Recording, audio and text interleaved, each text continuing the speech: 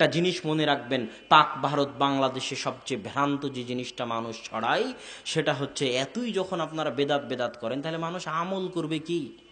সবই তো আপনারা বেদাত করে দিয়েছেন। এটা মানুষকে বুঝতে হবে।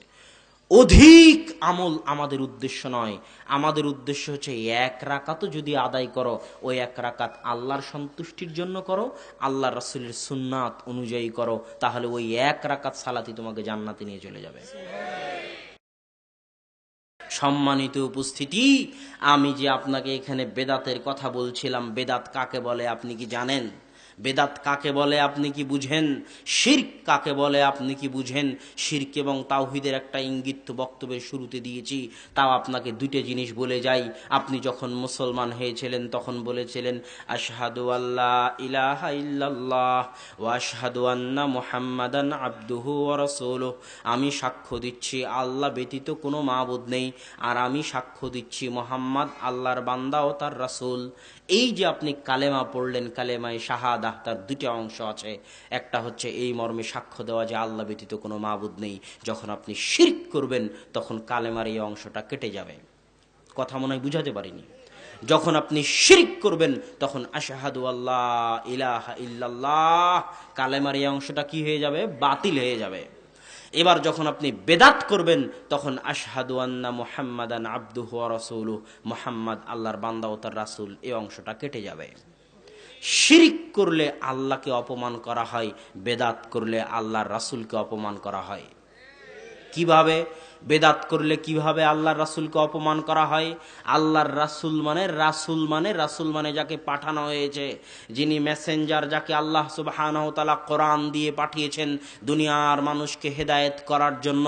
আল্লাহর রাসূলের দায়িত্বই হচ্ছে, তিনি যদি রাসূল হয়ে থাকেন তাহলে হেদায়েতের জন্য যা যা লাগবে, যা যা ইবাদত করণীয়, যা যা নিষিদ্ধ জিনিস পরিহার্য, তা তিনি জরুরি ভিত্তিতে তার উম্মতকে বলে যাবেন তোমাদের এই এই করণীয়, আর তোমাদের এই এই করা ঠিক নয়। এটাই হলো রাসূলের দায়িত্ব। তিনি তার 23 বছরের জীবনে এই দায়িত্ব পালন করেছেন কিনা, না দায়িত্ব পালনে খেয়ানত করেছেন নাউজুবিল্লাহ, সেটা তিনি বিদায় হজ্জের মাঠে সাহাবীদের নিকট থেকে স্বীকৃতি আদায় করে নিয়েছেন যে আল্লাহুম্মা শাহাদ, আল্লাহুম্মা শাহাদ, আল্লাহুম্মা শাহাদ। হে আমার সাহাবীরা, সাক্ষী থাকো, আল্লাহ তুমি সাক্ষী থাকো। আমার সাহাবীরা বলেছে, আমি আমার রিসালাতের দায়িত্ব, তুমি যেটা দিয়েছিলে সেই দায়িত্ব আমি পরিপূর্ণরূপে পালন করেছি। আল ইয়াউমা আকমালতু লাকুম দীনাকুম ওয়া আতমামতু আলাইকুম নি'মাতি, আজকে তোমাদের দিন ইসলামকে পরিপূর্ণ করে দিলাম। আজকে আল্লাহর রাসূলের মৃত্যুর পরে কেউ যদি বলে যে এই কাজটা করা ভালো, অথচ আল্লাহর রাসূল সেটা বলে যাননি, তার মানে সে বলতে চাচ্ছে আল্লাহর রাসূল তার রিসালাতের দায়িত্ব পালন করেননি। নাউজুবিল্লাহ। এটাকে বলা হয় মাতাব্বরি করা। কি করা?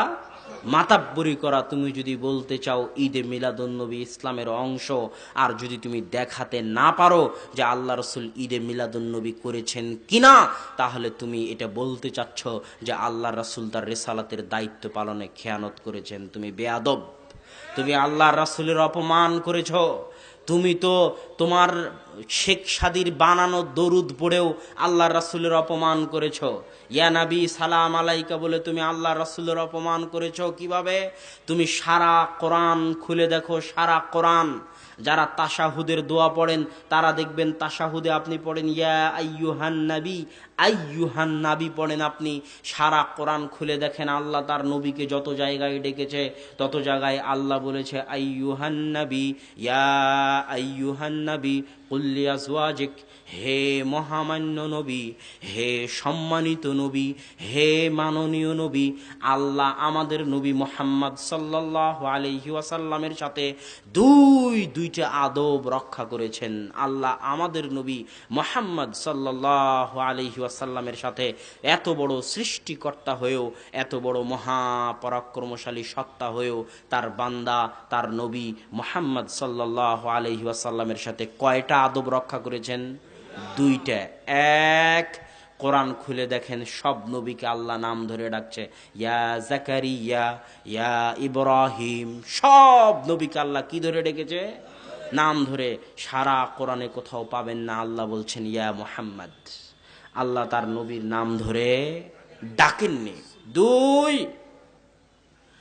আপনি যদি আমাকে বলেন যে এ আব্দুল্লাহ, এ আহমদ, এই মোহাম্মদ, এটা হলো বেয়াদবি।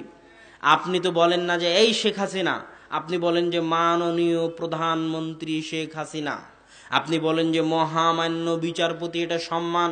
আপনি বলেন অমুক অমুক জনাব, অমুক সাহেব, শায়েখ, অমুক সাহেব, এটা বলে আপনি সম্মান দিচ্ছেন। আল্লাহ তার নবীর ক্ষেত্রে সম্মান ব্যবহার করেছে। আল্লাহ বলেননি ইয়া নবী, ইয়া নবী মানে এই নবী, ইয়া নবী মানে এই নবী, আর ইয়া আইয়ুহান নবী মানে হে মহামান্য নবী, হে সম্মানিত নবী। আল্লাহ তার নবীর সাথে আদব রক্ষা করেছে। আর এরা বলে আশেকে রাসূল, তারা নাকি আল্লাহ রাসূলের ইশকে পাগল, আর ইয়া নবী বলে আল্লাহ রাসূলের সাথে বেয়াদবি করতেছে, তার হুঁশ নাই। তাদেরকে ফিরে আসতে হবে। মুসলিম ভাই, তোমাকে লক্ষ্য করে বলতেছি, এই দরুদের মাধ্যমে তুমি প্রত্যেক দিন তোমার রাসূলকে অপমান করতেছ।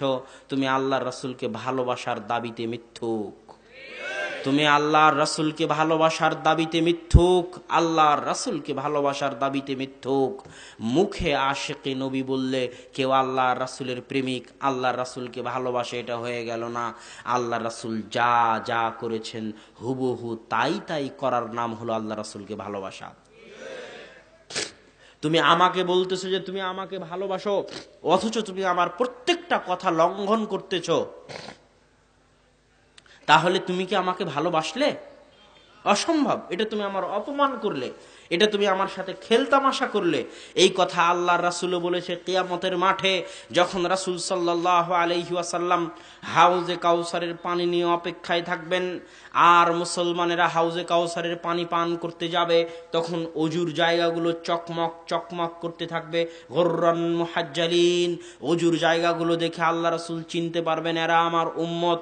তারা আসবে, পান করানো হবে, আসবে, পান করানো হবে। হঠাৎ একদল মানুষ আসবে যাদের সামনে ফেরেশতা পর্দা দিয়ে দিবে। আল্লাহ রাসূল বলবে আমি তো এদেরকে চিনি, এদের অজুর চিহ্ন দেখে চিনতে পারতেছে এরা আমার উম্মত, কেন পর্দা দিলে? তখন ফেরেশতারা বলবে আপনি জানেন না এরা আপনার মৃত্যুর পরে কি করেছে? এরা আপনার মৃত্যুর পরে আপনার দিনের মধ্যে পরিবর্ধন, সংযোজন, বিয়োজন করেছে। তখন আল্লাহ রাসূল বলেন সুহকান সুহকান সুহকান লিমান গায়্যারা বাদি, দূর হও, দূর হও, দূর হও, যারা আমার মৃত্যুর পরে আমার রেখে যাওয়া ইসলামের উপর মাতাব্বরি করেছ, বাটপারি করেছ, তারা দূর হও। আমি রিসালাতের সম্পূর্ণ দায়িত্ব পালন করে এসেছি, আমার উপর মাতাব্বরি করার অধিকার তোমাকে দেওয়া হয়নি।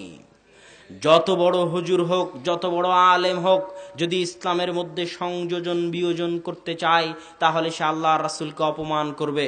এখানে বেদাতের সঙ্গে বুঝতে গিয়ে আর একটা কথা মনে রাখবেন, মানুষ সমাজে চলতে গিয়ে আমরা দেখি মানুষ বলে হুজুর একসাথে হাত তুলে দোয়া করা যে বেদাত, এটা কোথায় লেখা আছে দেখান। কোথায় লেখা আছে যে একসাথে হাত তুলে দোয়া করা যাবে না? হাদিস থেকে বের করে দেখান। আপনি যদি বলেন প্রত্যেক নতুন জিনিস বেদাত, তো আপনি যে মাইকে কথা বলতেছেন এটাও বেদাত, আপনি যে লাইট ব্যবহার করতেছেন এটাও বেদাত, আপনি যে মোবাইল ব্যবহার করতেছেন এটাও বেদাত। বলে না? বলে না? বলে। তার জ্ঞানের অভাব আছে, এই জন্য বলে। সেটা কি? ইসলাম দুই ভাগে বিভক্ত।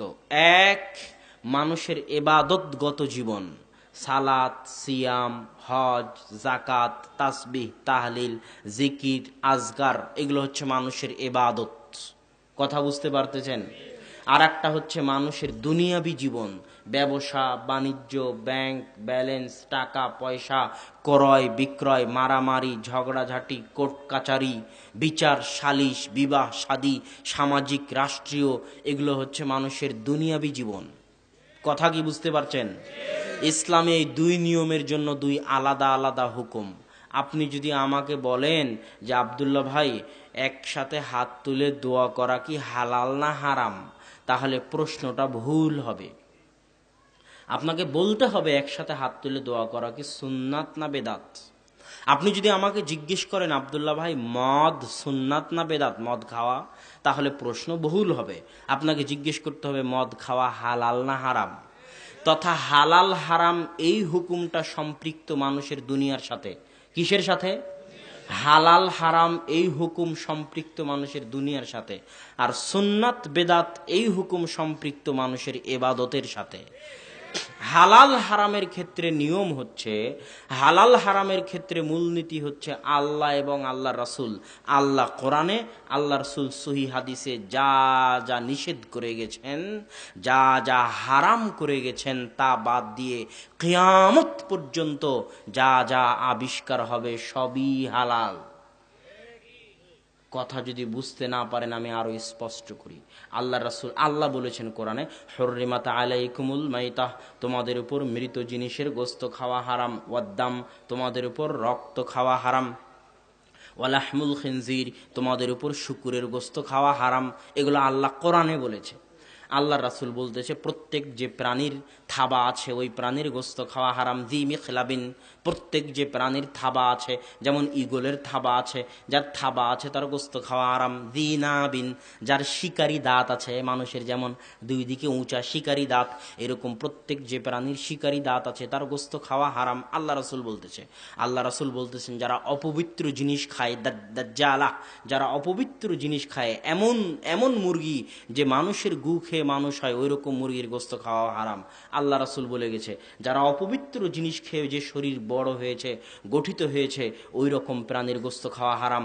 যারা হিংস্র প্রাণী তাদের গোশত খাওয়া হারাম। এভাবে আল্লাহ রাসূল বলে গেলেন। আল্লাহ এবং আল্লাহ রাসূল যা যা নিষেধ করেছেন তা আমার সামনে এখন উপস্থিত। এখন এই কয়টা বাদে কিয়ামত পর্যন্ত যত খাবার আবিষ্কার হবে, আল্লাহ রাসূলের যুগে হায়দ্রাবাদি বিরিয়ানি ছিল? আল্লাহ রাসূলের যুগে বিফ বার্গার, চিকেন বার্গার ছিল? ছিল না। কথা মনে হয় আমি বুঝাতে পারি। তো আল্লাহ রাসূল যা যা হারাম করে গেছেন তা বাদে কিয়ামত পর্যন্ত যত খাবার আবিষ্কার হবে, যার মধ্যে শুকরের গোশত থাকবে না, যার মধ্যে মৃত জিনিস থাকবে না, রক্ত থাকবে না, যার মধ্যে হিংস্র প্রাণীর গোশত থাকবে না, থাবাওয়ালা প্রাণীর গোশত থাকবে না, শিকারী দাঁতওয়ালা প্রাণীর গোশত থাকবে না, অবৈধ জিনিস থেকে গঠিত প্রাণীর গোশত থাকবে না, এরকম যত খাবার পৃথিবীতে আসবে, যত খাবার এলাকা ভেদে, সব খাবার কি হবে? হালাল। কথা কি এবার বুঝতে পারছেন? আল্লাহ সুবহানাহু ওয়া তাআলা ওয়াহিল্লা লাকুম, তোমাদের জন্য হালাল করে দিয়েছি ক্রয় বিক্রয়, আর তোমাদের জন্য হারাম করে দিয়েছি সুদ। ক্রয় বিক্রয়ের মধ্যে আল্লাহ এবং আল্লাহ রাসূল অনেক কিছুকে হারাম করেছেন, অনেক কিছুকে হারাম করেছেন। ওই হারামগুলো বাদে কিয়ামত পর্যন্ত যত ব্যবসা আবিষ্কার হবে, এই যে মোবাইলের ব্যবসা, মোবাইলে কথা বলা, ফ্ল্যাক্সিলোড, ইন্টারনেট, এই যে এই ব্যবসা আল্লাহ রাসূলের যুগে ছিল? মোবাইল ক্রয় বিক্রয়ের ব্যবসা আল্লাহ রাসূলের যুগে ছিল? ছিল না। কিন্তু আল্লাহ রাসূল যা যা নিষেধ করে গেছেন তা বাদে যত ব্যবসা পৃথিবীতে আবিষ্কার হবে সব ব্যবসা কি হবে? হালাল হবে। আর যা নিষেধ করে গেছেন তা ঢুকতে থাকবে। কিছু উসুল, কিছু মূলনীতি আছে যা সব জায়গায় প্রযোজ্য, সব জায়গায় ঢুকবে। প্রত্যেক যে জিনিস মানুষের মাথায় মাদকতা আনে তা খাওয়া হারাম, তার অল্প খাওয়া হারাম। কিয়ামত পর্যন্ত যা যা মানুষের মধ্যে মাদকতা আনবে তা হারাম, আর যা যা মাদকতা আনবে না তা যত নতুনই হোক না কেন সেটা কি? হালাল। এবার আসি ইবাদতের ক্ষেত্রে সুন্নাত বেদাত। ইবাদতের ক্ষেত্রে তার পূর্ণ উল্টা। ইবাদতের ক্ষেত্রে আল্লাহ এবং আল্লাহ রাসূল কোরআন এবং সহিহ হাদিসে যা বলে গেছেন তার বাইরে একটা চুলও যদি কেউ বাড়াতে চায়, 32 হাত পাগড়িওয়ালা হোক, আব্দুল কাদের জিলানী হোক, বিশাল বড় ইমাম হোক, সারা পৃথিবীর সব ইমাম, সব শায়েখ, সব মৌলবি একত্রিত হয়ে যদি বলে যে জুমার সালাত 2 রাকাত নয় 3 রাকাত করতে হবে, কেননা সালাত পড়া ভালো কাজ। জুমার সালাত 2 রাকাত নয় 4 রাকাত করতে হবে, কেননা সালাত পড়া ভালো কাজ। সারা পৃথিবীর সব ইমাম, সব মৌলবি, সব হুজুর একত্রিত হয়ে যদি বলে, তবুও সেটা বেদাত হবে। আল্লাহ এবং আল্লাহ রাসূল যা করে গেছেন তার থেকে সরিষার দানা, চুল সমপরিমাণ কেউ যদি বাড়াতে চায় তাহলে সে বেদাত করবে। একটা জিনিস মনে রাখবেন, পাক ভারত বাংলাদেশে সবচেয়ে ভ্রান্ত যে জিনিসটা মানুষ ছড়ায় সেটা হচ্ছে, এতই যখন আপনারা বেদাত বেদাত করেন তাহলে মানুষ আমল করবে কি? সবই তো আপনারা বেদাত করে দিয়েছেন। বলে না? বলে না? আল্লাহ সুবহানাহু ওয়া তাআলা কোরআনে বলতেছেন, লিয়াবলুয়াকুম আইয়ুকুম আহসানু আমালা। আল্লাহ মানুষ জিন সৃষ্টি করেছে, জীবন মৃত্যু সৃষ্টি করেছে এটা দেখার জন্য কে তোমাদের মধ্যে উত্তম আমল করে। আপনারা এই পাশে কথা বলতেছেন কেন? কি সমস্যা? তোমাদের মধ্যে কে উত্তম আমল করে এটা আমি দেখতে চাই। আপনি সারা কোরআন খুঁজেন, যত বড় হুজুর হোক তত বড় হুজুরকে বলেন, যত বড় পীর হোক তত বড় পীরকে বলেন যে ভাই সারা কোরআন খুঁজে একবার একটু দেখান তো যে আল্লাহ বলেছেন আমি দেখতে চাই কে তোমাদের মধ্যে বেশি আমল করে। কথা মনে হয় বুঝাতে পারিনি।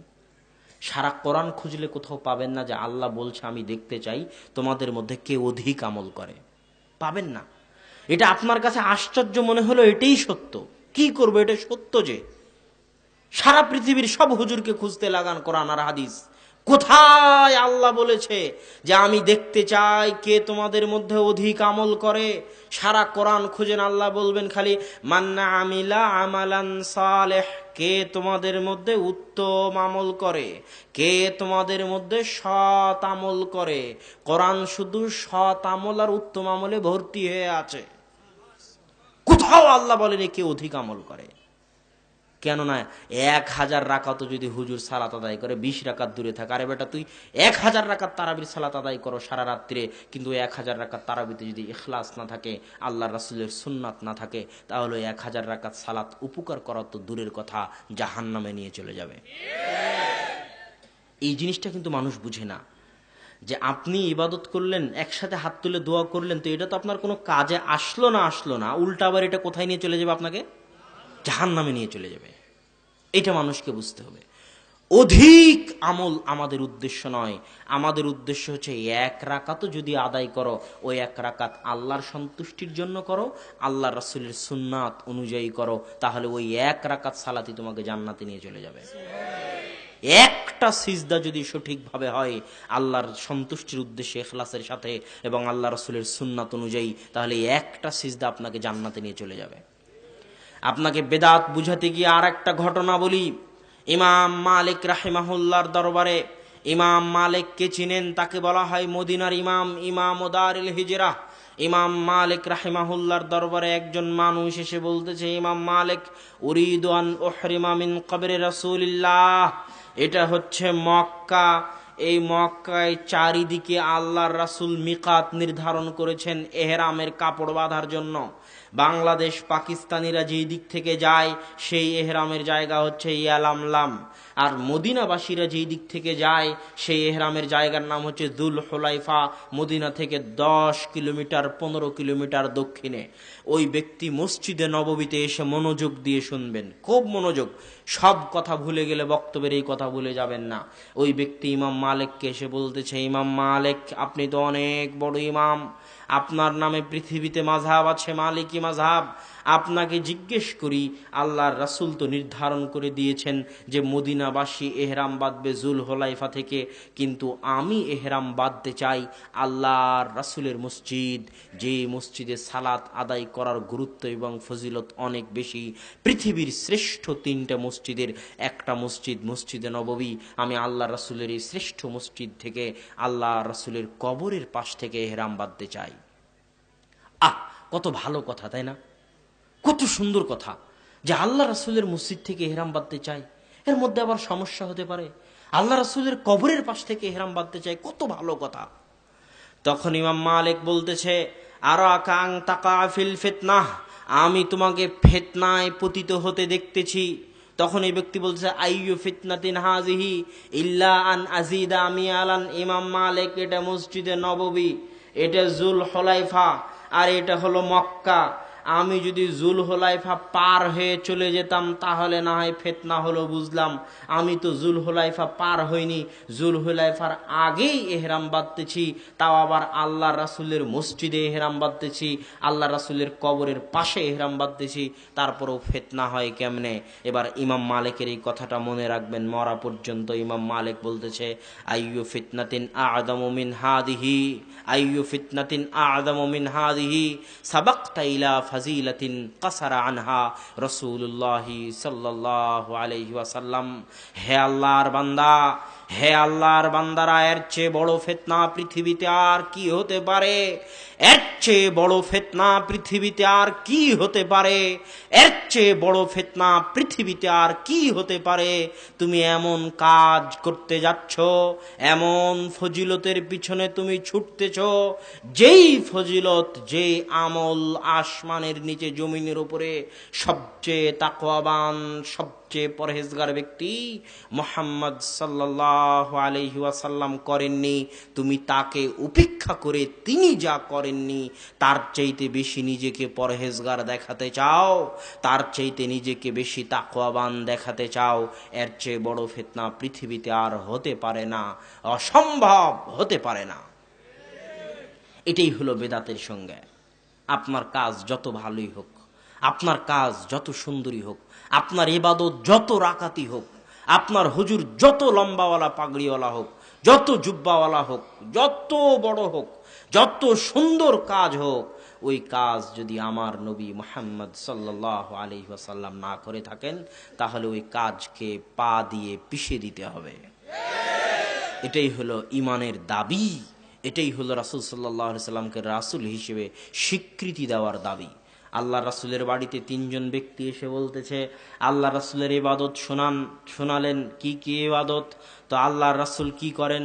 ইয়াসুম ওয়া ইফতার, সিয়াম রাখেন, সিয়াম ভঙ্গ করেন। আল্লাহ রাসূল ইয়াতাজাওয়াজ, বিবাহ করেছেন। আল্লাহ রাসূল ইয়াকুম ওয়া ইয়ানাম, আল্লাহ রাসূল রাতে তাহাজ্জুদের সালাত আদায় করেন, আবার রাতে ঘুমান। তখন এই তিনজন ব্যক্তি তাকাল্লুহা, আল্লাহ রাসূলের ইবাদতকে কম মনে করলো। তারা বলল, আল্লাহ রাসূলের গফিরা মা তাকাদ্দামা মা তাআখার, আল্লাহ রাসূলের আগের পরের সব গুনাহ ক্ষমা করে দেওয়া হয়েছে। এত অল্প ইবাদতে আল্লাহ রাসূলের চলবে, আমাদের চলবে না। একজন বলল, আসুম ওয়ালা উফতির আবাদা, আমি আজীবন সিয়াম রাখবো, একদিনও সিয়াম রাখবো না, একদিনও সিয়াম ভাঙবো না। আরেকজন বলল, লা তাজাওয়াজু আবাদা, আমি জীবনে কোনোদিন বিবাহ করব না। আরেকজন বলল, আকুমুল লাইলা কামিলান, আমি সারা রাত তাহাজ্জুদের সালাত আদায় করব। ওয়ালা আনাম, রাত্রে আমি ঘুমাবো না। এই বলে তিনজন ফেরত চলে গেল। আল্লাহ রাসূল বাড়িতে এসে তাদের কথা শুনে তাদেরকে খুঁজে বের করলেন। খুঁজে বের করে বলেন, আকুল তুম কাদা ওয়া কাদা, তোমরাই কি তারা যারা এই কথা বলেছো? তোমরাই কি তারা যারা এই কথা বলেছো? তো বলে, হ্যাঁ আমরাই তারা। তো জেনে রাখো, ওয়াল্লাহি, তোমরা জেনে রাখো, আল্লাহর কসম, ওয়াল্লাহি আল্লাহর কসম, ওয়াল্লাহি আল্লাহর কসম, লা ইন্নী আতকাকুম ওয়া আখশাকুম লিল্লাহ, আমি মুহাম্মদ আসমানের নিচে জমিনের উপরে সবচেয়ে বেশি আল্লাহকে ভয় করি, সবচেয়ে বেশি তাকওয়াবান, সবচেয়ে বেশি পরহেজগার আসমানের নিচে জমিনের উপরে আমি মুহাম্মদ সাল্লাল্লাহু আলাইহি ওয়াসাল্লাম। আমি সিয়াম পালন করি, সিয়াম ভাঙ্গি, আমি রাতে ইবাদত করি, রাতে ঘুমাই, আমি বিবাহ করেছি, আমার ছেলে মেয়ে আছে। মান রাগিবা আন সুন্নতি ফালাইসা মিন্নি, যে আমার এই সুন্নাত থেকে মুখ ফিরিয়ে নিল, মাতাব্বরি করবে, দেখাতে চাইবে যে আমার চেয়ে বেশি তাকওয়াবান, দেখাতে চাইবে যে আমি আল্লাহর রাসূল আমার রিসালাতের জিম্মেদারি পালন করিনি, খেয়ানত করে গেছি, এই সমস্ত বেয়াদবেরা, এই সমস্ত বাটপারেরা, এই সমস্ত মাতাব্বরেরা, যত বড় জ্ঞানী হোক না কেন, যত বড় আলিমই হোক না কেন, যত বড় হুজুরি হোক না কেন, লাইসা মিন্নি, এরা আমার উম্মতের অন্তর্ভুক্ত নয়। এটাই হলো, এখান থেকে বেদাত স্পষ্ট। এখন আপনি যদি একসাথে হাত তুলে দোয়া করতে চান, ঈদে মিলাদুন নবী পালন করতে চান, শবে বরাত করতে চান, যা ইচ্ছা করতে চান, আগে আপনাকে দেখাতে হবে আল্লাহ রাসূল করেছেন কিনা। যদি দেখাতে না পারেন, কিয়ামত হয়ে গেলেও আপনি ইবাদত করতে পাবেন না।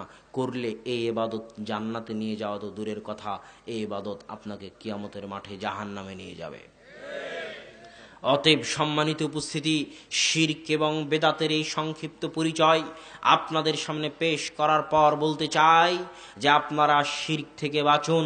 বাড়িতে যত শিরক আছে, যত পুতুল আছে, বিদেশ থেকে কিনে নিয়ে আসা পুতুল হোক, ছেলে মেয়ের গায়ের জামার কার্টুন হোক, গেঞ্জির কার্টুন হোক, পায়জামা প্যান্ট শার্টের কার্টুন হোক, বাড়িতে বিভিন্ন রকমের ছবি হোক, মূর্তি হোক, ছেলে মেয়ের খেলনা ছবি হোক, খেলনা মূর্তি হোক, নেতা নেত্রীর মূর্তি হোক, ছবি হোক, পিতা মাতার মূর্তি হোক, ছবি হোক, বাড়িতে যত শিরকের সানাঞ্জামাদি আছে, আজকেই তওবা করে শিরক থেকে মুক্ত হন। এই সমস্ত ছবি মূর্তিকে ভেঙে খান খান করে রাস্তায় ডাস্টবিনে ফেলে দিন। এটাই আপনার ইমানের পরিচয়। আপনি যদি বাপকে ভালোবাসতে চান, আপনি যদি পিতাকে ভালোবাসতে চান, আপনার পিতার যেটা কাজে লাগবে সেটা করুন। আপনি যদি পিতাকে ভালোবাসতে চান, আপনার পিতার যেটা কাজে লাগবে সেটা করুন। আপনি যে দরদ নিয়ে, যে মায়া নিয়ে, যে ভালোবাসা নিয়ে চোখের পানি ফেলে আল্লাহর দরবারে দোয়া করতে পারবেন, কোনো হুজুর ওই মায়া নিয়ে, ওই ভালোবাসা নিয়ে আপনার আব্বার জন্য দোয়া করতে পারবে না। আপনি কবরের পাশে গিয়ে একা একা দোয়া করুন আপনার পিতার জন্য। এই ছবি টাঙ্গানোর মাধ্যমে পিতার প্রতি ভালোবাসা দেখানো বন্ধ করুন। সেটা আপনি যেই হন না কেন, আপনি ব্যক্তি হন আর দেশের প্রধানমন্ত্রী হন, যেই হন না কেন, পিতার প্রতি যদি ভালোবাসা দেখাতে চান, পিতার যদি উপকার পৌঁছাতে চান পরকালে, তাহলে যেটার মাধ্যমে উপকার পৌঁছানো যাবে সেটা করুন। আর যেটার মাধ্যমে উপকার তো দূরে থাক, বরং ক্ষতি হতে পারে আপনার ইহকালের পরকালের, আপনার পিতার পরকালের, সেই কাজ থেকে বেঁচে থাকুন। যদি বেঁচে না থাকেন তাহলে আপনি আপনার পিতার সবচেয়ে বড় বেয়াদব। আপনার পিতার সাথে সবচেয়ে বড় বেয়াদবি আপনিই করেছেন। আমরা তো কমসে কম তাই মনে করব, আমরা তাই মনে করব। কেউ যদি আমার পিতার ছবি টাঙিয়ে রাখে আমার সামনে, তাহলে আমি মনে করব সে আমার পিতার সাথে বেয়াদবি করতেছে। কেউ যদি আমার পিতার 40 কুলখানি করাতে চায়, তাহলে আমি মনে করব সে আমার পিতার সাথে বেয়াদবি করতেছে। কথা মনে হয় আমি বুঝাতে পারিনি। এটা এদেশের প্রধানমন্ত্রীরও বোঝা উচিত, সাধারণ মানুষেরও বোঝা উচিত, যে আপনি যদি সত্যিই আপনার পিতাকে ভালোবাসতে চান, তাহলে আগে ইসলামের দৃষ্টিতে যেই কাজগুলো করলে আপনি আসলে পিতাকে ভালোবাসা তো দূরে থাক, বরং পিতার সাথে বেয়াদবি করতেছেন, এই কাজগুলো বন্ধ করুন। সম্মানিত উপস্থিতি, অতএব শিরক থেকে তওবা করে ফিরে আসতে হবে। এই দেশের ঘরে ঘরে শিরক আছে, বাড়িতে বাড়িতে শিরক আছে, মনে মনে অন্তরে অন্তরে শিরক আছে। এই যে যত নারী পুরুষ আছে, কত নারী পুরুষের যে গলায় তাবিজ আছে, আজকে উপস্থিত মহিলারা, তাদের অন্তরে কত যে কুসংস্কার আছে আল্লাহ জানে। অত কুসংস্কারের কথা আমাদেরও জানা নেই। তারা এখনো তাওহীদপন্থী মুমিন হতে পারেনি। তাদেরকে এই কুসংস্কার থেকে, এই তাবিজ কবজ থেকে ফিরে এসে একমাত্র আল্লাহর উপর বিশ্বাস করতে হবে। ইন্নাল্লাহা আলা কুল্লি শাইইন কাদির, আল্লাহই হচ্ছেন সকল কিছুর উপর ক্ষমতাবান। ফাআলুল লিমা ইউরিদ, আল্লাহ যা ইচ্ছা তাই করতে পারেন, আল্লাহ যা ইচ্ছা তাই করতে পারেন। আল্লাহই হচ্ছেন সকল কিছুর উপর ক্ষমতাবান। অতএব যার যা চাওয়ার, যার যা বলার, যার যা পাওয়ার, তা আল্লাহকে বলুক, আল্লাহর নিকটে চাক। আল্লাহ বলছেন, ইয়া ইবাদি, হে আমার বান্দারা জেনে রাখো, হে আমার বান্দারা জেনে রাখো, যদি তোমরা আমার কোনো ক্ষতি করতে চাও, আমার কোনো ক্ষতি করতে পারবে না। যদি তোমরা আমার কোনো উপকার করতে চাও, লান তাবলুগু নাফঈ, তোমরা আমার কোনো উপকার করতে পারবে না। ইয়া ইবাদি, হে আমার বান্দারা জেনে রাখো, লাওয়ান্না আউওয়ালাকুম ওয়া আখিরাকুম ওয়া ইনসাকুম জিন্নাকুম, হে আমার বান্দারা জেনে রাখো, তোমাদের প্রথম আদম থেকে নিয়ে কিয়ামত পর্যন্ত পৃথিবীতে যত মানুষ এসেছে, যত জিন এসেছে, সবাই যদি, পৃথিবীতে যত মানুষ এসেছে, যত জিন এসেছে, সবাই যদি লাউকানু আলা আতকা রাজুলিম মিনকুম, সবাই যদি সবচেয়ে পরহেজগার হয়ে যায়, আল্লাহ বলছেন এই মাঠে যত মানুষ উপস্থিত আছে, সবাই যদি এখনই সারা পৃথিবীর আদম থেকে নিয়ে কিয়ামত পর্যন্ত সব মানুষ যদি জমা হয়, আর ফাসআলুনি মাসআলাতাহুম, সবাই যার যা চাওয়ার আছে তাই চায়।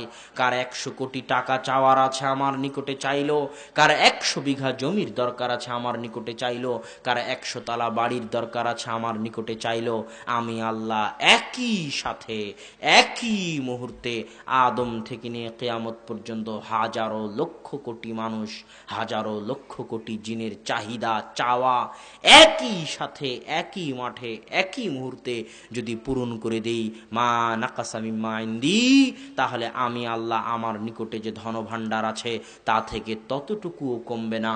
একটা সুই যদি সমুদ্রে ডুবানো হয়, সমুদ্রে ডুবানোর পর সমুদ্র থেকে সুই উঠিয়ে নিলে সুইয়ের সাথে লেগে থাকা পানির কারণে সমুদ্রের পানিতে যতটুকু না কমতি সৃষ্টি হয়, এত মানুষের সবার চাওয়া একবারে এক মুহূর্তে পূরণ করে দিলে আমি আল্লাহ আমার ধনভাণ্ডার থেকে অতটুকুও কমতি সৃষ্টি হবে না। আল্লাহু আকবার। সম্মানিত উপস্থিতি, অতএব আপনাদের যারা যা চাওয়ার আল্লাহ সুবহানাহু ওয়া তাআলার নিকটে চান। শিরক থেকে বেঁচে থাকুন, বেদাত থেকে বেঁচে থাকুন। শিরক করলে আপনার অতীতের সকল গুনাহ, সকল নেকি নষ্ট হয়ে যাবে। লাইন আশরাকতা লা ইয়াহবাতান্না আমালুক, শিরক যদি করেন আপনার অতীতের সকল নেকি নষ্ট হয়ে যাবে। আর বেদাত যদি করেন, যতদিন তওবা করবেন না ততদিন আপনার কোনো ইবাদত কবুল হবে না। বেদাত যদি করেন, যতদিন তওবা করবেন না ততদিন আপনার কোনো ইবাদত কবুল হবে না। আল্লাহ আমাদেরকে শিরক এবং বেদাত থেকে বেঁচে থাকার তৌফিক দান করুক, আল্লাহুম্মা আমিন। তারপরের জরুরি আলোচনা হচ্ছে সালাত। সালাত পৃথিবীতে এমন এক গুরুত্বপূর্ণ ইবাদত, সালাত পৃথিবীতে এমন এক গুরুত্বপূর্ণ ইবাদত যে রাসূল সাল্লাল্লাহু আলাইহি ওয়াসাল্লাম বলছেন, আসসালাত, সালাত হচ্ছে মুমিন এবং কাফেরের মাঝে পার্থক্য সৃষ্টিকারী। যে সালাত আদায় করে সে মুমিন, যে সালাত আদায় করে না সে কাফের। সালাত আদায়ের যেটা সবচেয়ে বড় রহস্য, সালাত আদায়ের যেটা সবচেয়ে বড় রহস্য, সালাত আদায়ের যেটা সবচেয়ে বড় রহস্য, সেটা হচ্ছে আল্লাহর রাসূল সালাত আদায় করতেছেন, সালাত আদায় করতে করতে আল্লাহ রাসূলের পা ফুলে গেছে। তখন সাহাবীরা আল্লাহ রাসূলকে জিজ্ঞেস করতেছে, আল্লাহ রাসূল, আপনার তো আগের পরের সব গুনাহ ক্ষমা করে দেওয়া হয়েছে, আপনি কেন এত সালাত আদায় করতেছেন? আল্লাহ রাসূল বলতেছেন, আফালা কুনু আবদান শাকুরা, আমি কি আল্লাহর শুকরিয়া আদায়কারী বান্দা হব না? আমি কি আল্লাহর শুকুর গুজার বান্দা হব না? আল্লাহ পৃথিবীতে দাউদ এবং সুলাইমানকে যত টাকা দিয়েছিলেন, যত ধন দৌলত দিয়েছিলেন, দাউদ আর সুলাইমানকে যত ক্ষমতা দিয়েছিলেন, যত দাপট দিয়েছিলেন, পৃথিবীতে আর কাউকে, তাদের আগে তাদের পরে আর কাউকে অত টাকা পয়সা, অত ধন দৌলত, অত ক্ষমতা, অত দাপট, অত রাজত্ব দান করেননি। আল্লাহ তাদেরকে যত বাড়িয়ে দিয়েছে তারা তত শুকরিয়া আদায় করেছে। দাউদ একদিন সিয়াম রাখতেন, একদিন সিয়াম ভাঙতেন, জবুর তেলাওয়াত করতেন, আল্লাহর ইবাদতে রাত কাটিয়ে দিতেন। আল্লাহ তাদেরকে যত ধন দৌলত দিয়েছে, যত টাকা পয়সা দিয়েছে, তারা আল্লাহর তত শুকরিয়া আদায় করেছে। আমি এবং আপনি কেন সালাত আদায় করব? সালাত এই জন্য আদায় করব যে আল্লাহর রাসূল আল্লাহর শুকরিয়া আদায় করতে চায়, দাউদ সুলাইমান আল্লাহর শুকরিয়া আদায় করতে চায়। আমরা যদি সালাত আদায় না করি তাহলে আমরা নিমক হারাম হয়ে যাব। নিমক হারাম বুঝেন? যার খায় তার গুণ গায় না তাকে বলা হয় নিমক হারাম। যার খায় তার গুণ গায় না তাকে বলা হয় নিমক হারাম। আপনি আল্লাহর কত নিয়ামত ভোগ করতেছেন। আল্লাহ বলছেন, তাউদ্দু নি'মাতাল্লাহ, তোমরা যদি আল্লাহর নিয়ামত গণতে চাও তো গুণে শেষ করতে পারবে না। আমি আল্লাহর একটা নিয়ামত আপনাকে দেখাই, একটা আল্লাহর একটা নিয়ামত আপনাকে দেখাই। এই যে মোবাইলগুলো আছে, এই মোবাইলগুলোর ক্যামেরার মেগাপিক্সেল আছে, এই ক্যামেরাগুলোরও মেগাপিক্সেল আছে, 8 মেগাপিক্সেল, 16 মেগাপিক্সেল। পৃথিবীতে এখন পর্যন্ত এমন কোনো ক্যামেরা আবিষ্কার হয়নি যেই ক্যামেরা আসমানের সৌন্দর্যকে তুলে ধরতে পারে। অনলাইনে, ইন্টারনেটে, গুগলে যত আসমানের সৌন্দর্যের ছবি আছে সব মানুষের ফটোশপ করা। পৃথিবীর সর্বোচ্চ শক্তিশালী মেগাপিক্সেলের ক্যামেরা হচ্ছে 50, আর আল্লাহ আপনার চোখে যে ক্যামেরা দিয়েছে এর ক্ষমতা হচ্ছে 570 মেগাপিক্সেল। আল্লাহু আকবার। এই জন্য এই চোখ দিয়ে আপনি রাতের সৌন্দর্য উপভোগ করতে পারেন। এই জন্য ছবিতে যে জায়গা যত সুন্দর মনে হয়, আল্লাহর দেওয়া চোখের ক্যামেরা দিয়ে অত সুন্দর মনে হয় না। কেননা মানুষের ক্যামেরা জায়গার অত ভুল ত্রুটি ধরতে পারে না, কিন্তু আল্লাহর দেওয়া চোখের ক্যামেরা ওই জায়গার কি কি ত্রুটি আছে তা ধরতে পারে। সম্মানিত উপস্থিতি, আল্লাহর একটা নেয়ামতের কথা বলছিলাম। এই একটা নেয়ামতই যথেষ্ট। আপনি যদি এই একটা নেয়ামতের বদলা দিতে আজীবন, জন্ম থেকে নিয়ে মৃত্যু পর্যন্ত, সকাল থেকে নিয়ে সন্ধ্যা পর্যন্ত আল্লাহর একটা চোখের নেয়ামতের বদলা দিতে চান, তো সকাল থেকে সন্ধ্যা পর্যন্ত ইবাদত করলে, জন্ম থেকে মৃত্যু পর্যন্ত ইবাদত করলে আল্লাহর এই একটা নেয়ামতের শুকরিয়া আপনি আদায় করতে পারবেন না। এই জন্য আল্লাহ আপনাকে পৃথিবীতে পাঠিয়েছেনি, ওমা খালাকতুল জিন্না ওয়াল ইনসা ইল্লা লিয়াবুদুন।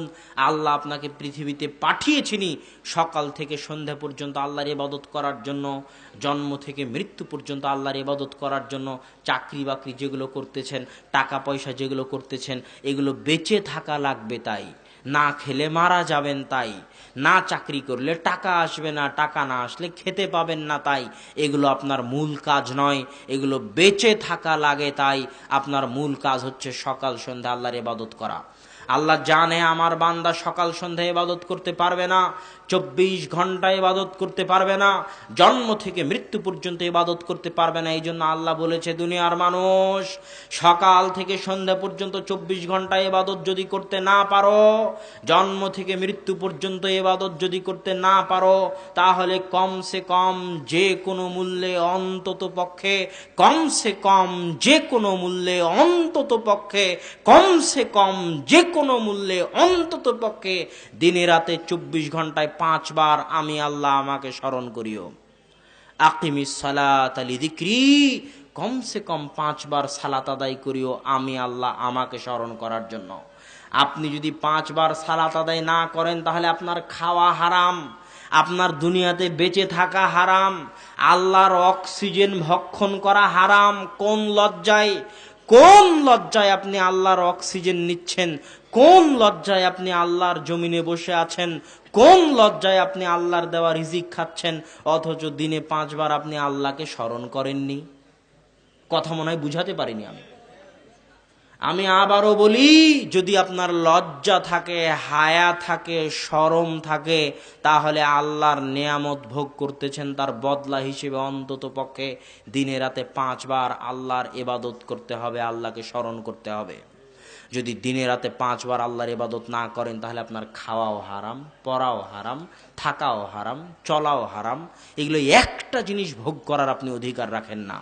অক্সিজেন, আল্লাহর দেওয়া অক্সিজেন ভোগ করার অধিকার রাখেন না, আল্লাহর জমিনের ফল খাওয়ার অধিকার রাখেন না, আল্লাহর সূর্য ভোগ করার অধিকার রাখেন না, আল্লাহর জীবন ভোগ করার অধিকার রাখেন না, আল্লাহর চোখ ব্যবহার করার অধিকার রাখেন না। এগুলো হালাল করতে চাইলে দিনে রাতে কমসে কম 5 বার আল্লাহর ইবাদত করতে হবে। সালাত এমন এক ইবাদত, সালাত এমন এক ইবাদত, সালাত এমন এক ইবাদত যার বদল চলে না। সিয়াম আদায় করতে না পারলে সিয়ামের বদল চলে, অনেক বদল আছে। তুমি সিয়ামের ফিদিয়া দিয়ে দাও, তোমার বদলে আর একজন সিয়াম থেকে নিক, সিয়ামের ফিদিয়া দিয়ে দাও, সিয়াম পরে কাজা করে নিও, হজের বদল চলে। কিন্তু সালাত এমন এক ইবাদত, সালাতের বদল চলে না। সালাতের কোনো উমরি কাজাও নাই, সালাতের কোনো কাফফারাও নাই, সালাতের কোনো ফিদিয়াও নাই। আপনি এক ওয়াক্ত সালাত আদায় করলেন না তো 20 টাকা কাফফারা দিবেন, এটা নাই। আপনি ওয়াদা করেছেন, ওয়াদা করে ওয়াদা ভঙ্গ করেছেন, কাফফারা আছে, 3 দিন সিয়াম রাখেন। ইসলামে প্রত্যেক গুনাহের, প্রায় গুনাহের কাফফারা আছে, কিন্তু সালাত এমন এক ইবাদত যেটা যদি আপনি পরিত্যাগ করেন তো ওর ফিদিয়াও নাই, ওর কাফফারাও নাই, ওর উমরি কাজাও নাই, কিছু নাই, ওর বদলও নাই। সালাত আপনাকেই আদায় করতে হবে। যদি আপনার প্যান্টে পেশাব লেগে থাকে আর অন্য কোনো প্যান্ট না থাকে, তো প্যান্টে লেগে থাকা পেশাব সহই সালাত আদায় করতে হবে। যদি কোনো কাপড়ই না থাকে তো উলঙ্গ অবস্থায় সালাত আদায় করতে হবে। যদি কেবলাও না থাকে তাহলে বিনা কেবলায় সালাত আদায় করতে হবে। যদি জায়গা পবিত্র না থাকে তাহলে অপবিত্র জায়গাতেই সালাত আদায় করতে হবে। কিন্তু অন্তত পক্ষে দিনে রাতে 5 বার আল্লাহকে স্মরণ করতেই হবে। আপনি যদি দিনে রাতে 5 বার আপনার প্রতিপালক আল্লাহকে স্মরণ না করেন, তাহলে দুনিয়াতে আপনার বেঁচে থাকার অধিকার নাই। সরকার চাইলে আপনাকে হত্যা করতে পারে। অতএব সম্মানিত উপস্থিতি, আপনি সব ছেড়ে দিলেও সালাতের এই ইবাদতকে ছাড়িয়েন না। কিয়ামতের মাঠে 2টে বিচার হবে। বিচারের কিন্তু 2টা ধরন আছে, একটা হচ্ছে হিসাব আর একটা হচ্ছে কাজা। কাজার হিসাব আলাদা জিনিস, এটা আমরা অনেকেই বুঝি না। আউয়ালু মা ইউকজা বিহি ইয়াউমাল কিয়ামাহ, কিয়ামতের মাঠে প্রথম যে কাজা, যে বিচার সালিশ হবে, সেটা হবে রক্তের। ওয়া আউয়ালু মা ইউহাসাবু বিহি ইয়াউমাল কিয়ামাহ, আর কিয়ামতের মাঠে প্রথম যেটা হিসাব হবে সেটা হবে সালাতের। হিসাবের জগতে প্রথম কোনটার হিসাব হবে? জোরে বলেন। সালাত। আর বিচার সালিশের জগতে প্রথম কোনটার বিচার সালিশ হবে? রক্ত। কিসের? রক্ত। কে কাকে হত্যা করেছে, কে কাকে মেরেছে, কে কাকে থাপ্পড় দিয়েছে, এটার বিচার সালিশ হবে আগে। নিহত ব্যক্তি হত্যাকারীর ঘাড় ধরে কলার ধরে ছেঁচড়াতে ছেঁচড়াতে আল্লাহর দরবারে নিয়ে যাবে। এটা দিয়ে বিচার সালিশ শুরু হবে, রক্তের বিচার দিয়ে। আর হিসাব শুরু হবে সালাতের হিসাব দিয়ে, ইবাদতের হিসাব শুরু হবে, কত ইবাদত, কত নেকি, কত সাদকা, কত জিকির আজকার, কত সালাত, কত সিয়াম, কত সালাম, কত দোয়া, সব শুরু হবে সালাত দিয়ে। সালাত ঠিক আছে, পরের গুলো দেখো। সালাত ঠিক নাই, ওর সিয়ামেরও কোনো দরকার নাই, ওর জিকির আজকারেরও দরকার নাই, ওর সাদাকারও দরকার নাই। ইবাদতের জগতে যা কিছু করেছে, সালাত নাই, বাকি সব বাদ। কথা মনে হয় বুঝাতে পারিনি। এটা হলো সালাতের গুরুত্ব।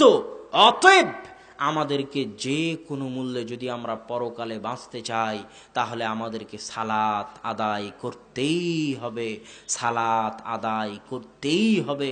আল্লাহ সুবহানাহু ওয়া তাআলা আমাদেরকে 5 ওয়াক্ত সালাত আদায় করার তৌফিক দান করুক। আল্লাহুম্মা আমিন, আল্লাহুম্মা আমিন। হে আল্লাহ, তুমি আমাদের সবাইকে 5 বার দিনে রাতে কমসে কম তোমাকে স্মরণ করার তৌফিক দান করো। আল্লাহুম্মা আমিন। আল্লাহ সুবহানাহু ওয়া তাআলা আমাদের এই দোয়া কবুল করে নিক। আল্লাহুম্মা আমিন। বক্তব্যের শেষে এসে নারী পুরুষ যুবক যুবতীদের উদ্দেশ্যে 2টি কথা বলে বক্তব্য শেষ করে দেওয়ার চেষ্টা করব ইনশাআল্লাহ। তার সবচেয়ে গুরুত্বপূর্ণ কথা হচ্ছে, মা বোন এবং আপনাকে এখানে যত অভিভাবক বসে আছে, যত ভাই বসে আছে, তাদেরকে বুঝতে হবে রাসূল সাল্লাল্লাহু আলাইহি ওয়াসাল্লাম বলেছেন, লা ইয়াদখুলুল জান্নাতা আদ-দায়ুস। দায়ুস জান্নাতে প্রবেশ করবে না। দায়ুস কাকে বলে? যার রক্তে দিয়াসা আছে। কার রক্তে দিয়াসা আছে? শুকুরের রক্তে দিয়াসা আছে। দিয়াসা মানে যার মধ্যে লজ্জা নাই, যার মধ্যে হায়া নাই, যার মধ্যে শরম নাই। শুকুর আর এক শুকুরের পিছন থেকে তার গু চেটে চেটে খায়, শুকুরের রক্তে দিয়াসা আছে। এই জন্য যারা শুকুরের গোস্ত খায় তাদের রক্তেও দিয়াসা থাকে। যারা শুকুরের গোস্ত খায় তাদের স্ত্রীর সাথে যদি কেউ জেনা করে, তাদের গায়ে, তাদের অন্তরে কোনো অনুভূতি হয় না, কেননা তারা শুকুরের মতো হয়ে গেছে। আল্লাহ রাসূল বলছে, লা ইয়াদখুলুল জান্নাতা দায়ুস। দায়ুস জান্নাতে যাবে না, মানে যার রক্তে দিয়াসা আছে। কার রক্তে দিয়াসা আছে? যার বউকে মহরানা দিয়ে বিবাহ করেছে, কিন্তু বউ বেপরদা হয়ে চললে তার খারাপ লাগে না। যার মেয়ে তার বাড়িতে খায়, তার থাকে, কিন্তু মেয়ে বেপরদা হয়ে চললে তার খারাপ লাগে না। তার মানে তার রক্তে আর রক্ত নাই, সব পুঁজ আর শুকুরের রক্ত হয়ে গেছে। এটা আল্লাহর রাসূল বলছেন, আমি বলিনি। অতএব যে তার বাড়িতে বেহায়ার সুযোগ দিয়েছে, সে জান্নাতে যেতে পারবে না। আপনি নিজে বাঁচার জন্য হলো আপনার পরিবারে পর্দা সুরক্ষা করুন। আর মা এবং বোনদের বলতে চাই যে পর্দা হচ্ছে আপনার সম্মান, পর্দা আপনার মর্যাদা, পর্দা আপনার মান, পর্দা আপনার ইজ্জত। যারা আপনাকে বেপর্দা হয়ে চলতে বলতেছে, তারা আপনাকে পণ্য দ্রব্য বানাতে চায়, তারা আপনাকে ভোগ্য পণ্য বানাতে চায়। পণ্যদ্রব্য মানে বাজারে যা বিক্রি হয়, বাজারে যা ক্রয় করা হয়, তাকে বলা হয় পণ্যদ্রব্য। এই গ্লাসটা, এই জিনিসটা বাজারে ক্রয় করা হয়, এটা পণ্যদ্রব্য। এই মোবাইল বাজারে ক্রয় করা হয়, দরদাম লাগানো হয়, এটা পণ্যদ্রব্য। আদম সন্তান পণ্যদ্রব্য নয়। এই জন্য আদম সন্তানের চুল বিক্রি করা যায় না। আদম সন্তান রক্ত বিক্রি করতে পারে না, রক্ত ডোনেট করতে পারে, দান করতে পারে। আদম সন্তান কিডনি বিক্রি করতে পারে না, কিডনি দান করতে পারে। কেননা আদম সন্তানের শরীরের দাম আছে, মূল্য আছে, এটাকে বিক্রি করা যায় না, এটা বিক্রিযোগ্য নয়, এটা পণ্যদ্রব্য নয়। মা এবং বোন, আপনি বেপরদা হয়ে চলে আপনার এই শরীরকে পণ্যদ্রব্য বানিয়েছেন। আপনি বিমানবালা হয়ে আপনার চেহারা দেখিয়ে টাকা ইনকাম করেছেন, টিভিতে অ্যাডভার্টাইজে গিয়ে আপনার চেহারা দেখে টাকা ইনকাম করেছেন, হোটেলের রিসেপশনে আপনার চেহারা দেখিয়ে টাকা ইনকাম করেছেন, চেহারা বিক্রি করে, গাড়ির শোরুমে চেহারার সৌন্দর্য বিক্রি করে টাকা ইনকাম করেছেন। আপনি পর্দা না করে আপনার শরীরকে পণ্যদ্রব্য বানিয়েছেন। অতএব নিজের মান সম্মান বুঝতে শিখুন, নিজের ইজ্জত বুঝতে শিখুন। জাহেলি যুগে, আল্লাহর রাসূলের যুগে যারা দাসী ছিল তারা পর্দা করত না। কারা পর্দা করত না? দাসীরা। আর যারা স্বাধীন সম্ভ্রান্ত পরিবারের মুসলমান, তারা কি করত? পর্দা করত। দাসীদের জন্য পর্দা করা জরুরি ছিল না। আজকে আপনি পর্দা না করে নিজেকে দাসী বুঝাতে চাচ্ছেন, নিজেকে আপনি সম্ভ্রান্ত পরিবারের, ইজ্জত মান সম্মানওয়ালা পরিবারের বুঝাতে চাচ্ছেন না। আর একটা কথা আমি এখানে বলি, যখন আদম আলাইহিস সালাতু ওয়াস সালাম এবং হাওয়া আলাইহাস সালাতু ওয়াস সালাম আল্লাহ বললেন এই গাছের নিকটবর্তী হয়ে না, লা তাকরাবু হাদিহিস শাজারা, তারপরেও তারা গাছের নিকটে গেলেন, গাছের ফল খেলেন, সাথে সাথে সাথে সাথে তাদের গা থেকে জান্নাতি পোশাক খুলে পড়ে গেল। এই কথা কি আপনারা শুনেছেন? এই কথা কি জানেন যে আদম এবং হাওয়া যখন জান্নাতে যে গাছ খাওয়া নিষিদ্ধ ছিল সেটার নিকটবর্তী যখন হলেন, তখন সাথে সাথে তাদের গা থেকে কি খুলে পড়ে গেল? জান্নাতি পোশাক খুলে পড়ে গেল। এবার তারা কি করলেন? তারা জান্নাতের যে গাছ ছিল ওই গাছের পাতা নিয়ে নিজেদের লজ্জাস্থান ঢাকতে লাগলেন। কথা বুঝতে পারছেন? এটা বলে আমি কি বুঝাতে চাচ্ছি? এটা বলে আমি বুঝাতে চাচ্ছি দুনিয়ার ইতিহাসে সর্বপ্রথম শাস্তি ছিল, দুনিয়ার ইতিহাসে সর্বপ্রথম শাস্তি ছিল ন্যাংটা হয়ে যাওয়া, উলঙ্গ হয়ে যাওয়া। কথা মনে হয় বুঝাতে পারিনি। কথা কি বুঝতে পারছেন? দুনিয়ার বুকে আল্লাহর পক্ষ থেকে দেওয়া সর্বপ্রথম শাস্তি কি ছিল? উলঙ্গ হয়ে যাওয়া, উলঙ্গ করে দেওয়া। আজকে যারা বেপরদা হয়ে চলাফেরা করতেছে এরা স্বেচ্ছায় শাস্তি ভোগ করতেছে। যারা উলঙ্গ বেপরদা হয়ে চলাফেরা করতেছে এরা স্বেচ্ছায় শাস্তি ভোগ করতেছে। অতএব এই বেপরদা, এই বেহাই থেকে ফিরে শান্তির, সম্মান, মর্যাদার জীবনে ফিরে আসুন। একজন তাকওয়াবান পরহেজগার নারীর মূল্য আল্লাহর নিকটে এত বেশি যে রাসূল সাল্লাল্লাহু আলাইহি ওয়াসাল্লাম বলছেন, ইন্নাদ দুনিয়া ওয়া মা ফিহা কুল্লুহা মাতা। আসমান জমিন এবং তার মাঝে যা কিছু আছে সবই সম্পদ। ও খায়রু মাতাইহা, আর সবচেয়ে দামি সম্পদ, সবচেয়ে গুরুত্বপূর্ণ সম্পদ, সবচেয়ে মূল্যবান সম্পদ আল মারআ আস-সালিহা, সতী পরহেজগার তাকওয়াবান নারী। অতএব মা এবং বোনদেরকে অনুরোধ করব, আপনারা সতী তাকওয়াবান পরহেজগার হয়ে আল্লাহ সুবহানাহু তাআলার তাকওয়া পরহেজগারিতা অর্জন করে আপনি আপনার পরিবার গঠন করুন। আল্লাহ আপনাদের তৌফিক দান করুক, আল্লাহুম্মা আমিন। আর যুবক তোমরা যারা উপস্থিত আছো তাদেরকে যেটা বলতে চাচ্ছি সেটা হচ্ছে, যুবক তোমরা যারা উপস্থিত আছো তাদেরকে যেটা বলতে চাচ্ছি সেটা হচ্ছে, বিপিএল হোক, বিপিএলের জুয়া হোক, আইপিএল হোক, ক্রিকেট বিশ্বকাপ হোক, ফুটবল বিশ্বকাপ হোক, মদ হোক, জুয়া হোক, আড্ডা হোক, এগুলো সব তোমাকে জাতি, দেশ, পরিবারের জন্য বোঝা বানিয়ে দিবে।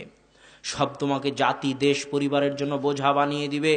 তুমি যদি এগুলো থেকে বিরত থাকতে না পারো, যে যুবক এই জাতীয় মাদকতা, জুয়া, সন্ত্রাসী থেকে বিরত থাকতে পারে না, ওই যুবক ডাস্টবিনে ফেলে দেওয়ার যোগ্য। যুবক তুমি যে আইপিএল বিপিএল এর পিছনে ছুটতেছ, তুমি একদিন ইসরায়েলে গিয়ে খোঁজ নাও যে ইসরায়েলের কোনো আইপিএল বিপিএল আছে কিনা, কোনো ফুটবল ক্রিকেট বিশ্বকাপ আছে কিনা, তুমি খুঁজে পাবে না।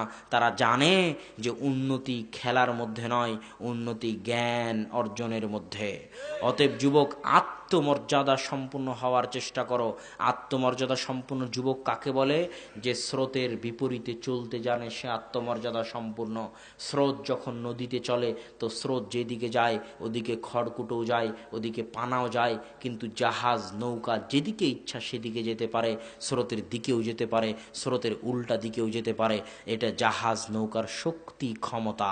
তুমি যদি স্রোত যেদিকে যাচ্ছে তুমিও যদি ওই দিকে যাও, তাহলে তুমি ওই খড়কুটোর মতো, ওই পানার মতো, যার কোনো মূল্য নাই, যার কোনো ভ্যালু নাই।